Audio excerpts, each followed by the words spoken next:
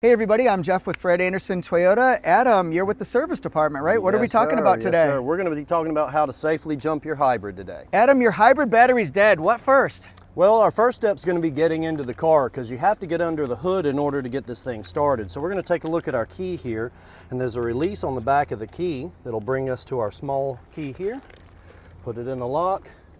And now we've got access to the car. Step one is good. That's good. And I didn't even think about that too. You just think, how am I going to jump start? Like you want to jump into the jump start. But if you can't get into the car, you can't get to your trunk, you can't get to your hood. You're really stuck unless you use that technique. Exactly. And the trunk is opened electronically as well. So that's going to be dead if your battery is. So you're going to want to access the remote terminals under the hood, and we're going to show you how. So again, our mission here is to get voltage to the system, but not necessarily to start the car. The system main relays in the car have to be closed in order to bring the hybrid system online, and it's going to take care of all your voltage needs. So what we're going to do is remote into that system here under the hood. I'm going to show you where that's at right here. I see you brought your trusty jump box. Absolutely. So this is our fuse panel right here, and you can see there's a positive symbol right here. We're going to open that little door up right there.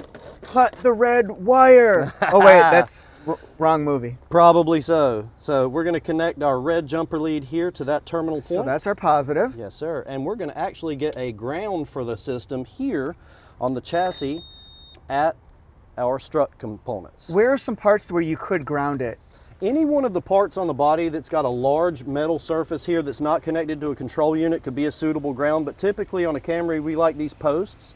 Older Priuses had a bolt on the side of the engine that you could use, but there'll typically be something in the area that'll allow you to get a solid ground. Now this is interesting. I'm going through the motions. You go in here, start your vehicle, put your foot on the brake, hit the power button. It says ready, which means it's ready to go, but you don't hear the engine. That's not that instant gratification.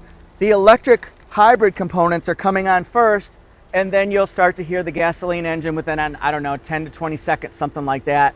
Adam, anything more to add on that one? Well, one thing I would add is if you ever have a voltage issue with the 12-volt side of your hybrid, you always want to get a professional test. Make sure that battery is as solid as possible. If you can't point to a direct cause that you may have been involved with the battery's failure, you want to have it checked so it doesn't leave you on the side of the road unexpectedly. What's interesting, why didn't we do the 12-volt battery in the trunk? Well, it's not a release like it is on some older cars. You probably could do that, but right here we've got the release. It's electronic.